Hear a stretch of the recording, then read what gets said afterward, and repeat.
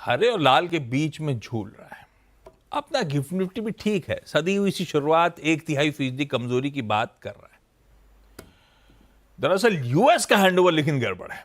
US में back to back second straight day तगड़े दबाव के साथ कामकाज। सेकेंड स्ट्रेट डे मतलब कल परसों के ट्रेडिंग सेशन में, कल सुबह जब हम लोग चर्चा कर रहे थे, 650 पॉइंट डाउ गिरा था, उसके ऊपर 670 पॉइंट की फिर कमजोरी। तीनों बेंचमार्क्स कल के ट्रेडिंग सेशन में 1/3 से 1.5% का दबाव। परसों नैस्डैक ज्यादा पिटा था तो कल डाउ ने उसका कामकाज पूरा कर दिया, रही सही कसर पूरी कर दी।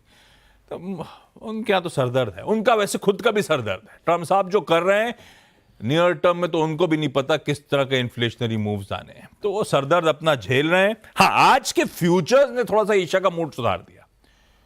कल के पेन के बाद यूएस के फ्यूचर्स आधे से 2/3% मजबूती के साथ अब कामकाज कर रहे हैं, तो 2 दिन बैक टू बैक प्रेशर से थोड़ा बहुत उभरने के इंडिकेशंस आ रहे हैं। ऐसे में ओवरनाइट डेवलपमेंट्स हुए क्या, पहले हॉर्माज से समझ लेते हैं। हॉर्माज, गुड मॉर्निंग। मूड कैसा है? मूड तो खराब सा दिख रहा है यूएस का, लेकिन नेट अपने लिए मामला कैसा है? गुड मॉर्निंग आशीष। अपने लिए तो मामला फिलहाल तो अनसर्टन है, क्योंकि उस पर अब तक कोई क्लैरिटी निकल कर नहीं आई है कि हमारे ऊपर अगर रेसिप्रोकल टैरिफ्स लगने हैं तो कितने लगेंगे, कैसे लगेंगे। पीयूष गोयल साहब गए हुए हैं, कुछ अच्छा ही करके आए। आज से मीटिंग शुरू हो जाएगी पीयूष गोयल साहब की वहाँ पे। तो वहाँ पर वो एक बड़ा, हमारे लिए तो वो बड़ी नज़र रखने की बात होगी। मगर आज फ्यूचर्स ऊपर इसलिए है क्योंकि कल की जो सारी पिटाई हुई उसके बाद, बाजार बंद होने के बाद यूएस के जो कॉमर्स सेक्रेटरी है हावर्ड लुटनिक, उन्होंने ये बयान दिया है कि अब एक मिडिल ग्राउंड पहुंचने की कोशिश करेंगे ट्रम्प साहब। कनाडा और मेक्सिको को लेकर जो टैरिफ्स लगाए गए हैं उनसे भी अब किसी ने कहा ही मिडिल ग्राउंड मतलब थोड़ा सा हो सकता है सहमति बने, पार्शियल रोल बैक ना हो, कम हो, कुछ जगहों पे ना हो, ऐसा हो सकता है। पॉज नहीं होगा, ये तो उन्होंने साफ कर दिया है कि पॉज जैसा कोई कॉन्सेप्ट नहीं है। मिडिल ग्राउंड होगा, शायद 25% ना हो, कुछ प्रोडक्ट्स को एग्जेम्प्ट करा जाए जो मतलब आप नेगोशिएशन टेबल पे लौटेंगे। हाँ, नेगोशिएशन टेबल पे लौटेंगे। और नाफ्टा के अंतर्गत जो सारे मैक्सिकन और कनेडियन सामान जो आते हैं उन सामानों पर थोड़ी सी राहत संभव है, ये कॉमर्स सेक्रेटरी का बयान था। पर अब तक कोई इस बारे में क्लैरिटी नहीं है कि किस तरह की रिलीफ का विचार डोनाल्ड ट्रंप कर रहे हैं। तो इस वजह से ऑटो और बैंकिंग शेयर जो है वो आफ्टर आवर्स में कल अच्छा चले। टेस्ला आफ्टर आवर्स में बढ़त के साथ बंद हुए और सारे बैंकिंग शेयर्स भी। तो वहाँ पर ये इस वजह से आज फ्यूचर्स थोड़े से जो है बढ़त के साथ कामकाज कर रहे हैं यूएस के।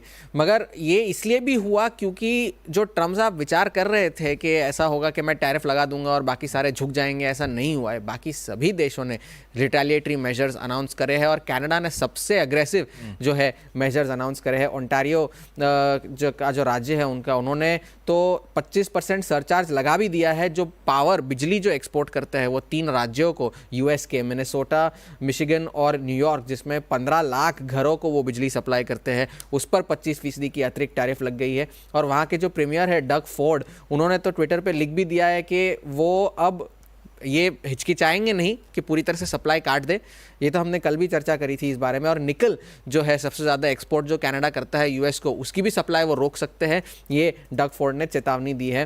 25% के काउंटर टैरिफ तो उन्होंने कल ही लगा दिए थे। और जो बाकी के जो दूसरे राउंड के टैरिफ्स है कार, स्टील वगैरह वगैरह पे, वो 3 हफ्तों में लगने हैं। और जस्टिन ट्रूडो ने तो कहा भी कि दिस इज़ अ वेरी डम मूव। ये उनका बयान था डोनाल्ड ट्रंप को लेकर कि आप एक समझदार इंसान हैं पर इस तरह की डम हरकतें कर रहे हैं।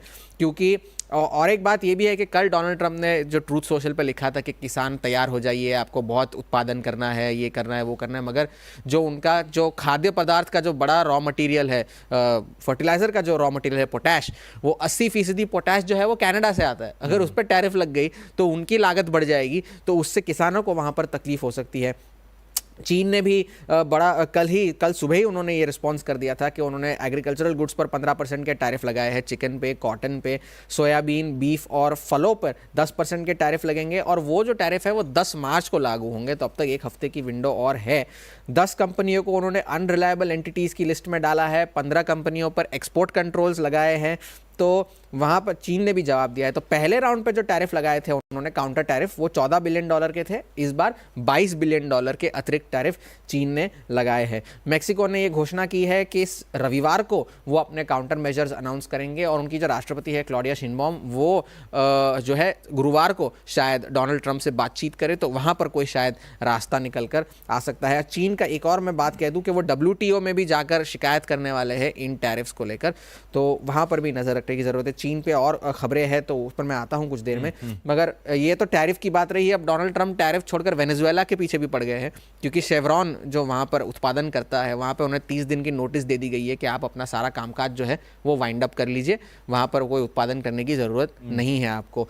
मगर एक्सपर्ट्स का ये कहना है कि 1 महीने में तो कामकाज वाइंड अप करना पॉसिबल नहीं है, इम्पॉसिबल है वो, क्योंकि आमतौर पर जो अमूमन जो अवधि होती है इसकी वो 6 महीने की होती है। तो ये शायद एक नेगोशिएशन करने के लिए, ये धमकी देने के लिए कर रहे हैं कि हाँ भाई चलो 1 महीने में है आप, क्योंकि 20% वेनेजुएला का क्रूड उत्पादन शेवरॉन के जरिए आता है, तो वो एक और बात थी।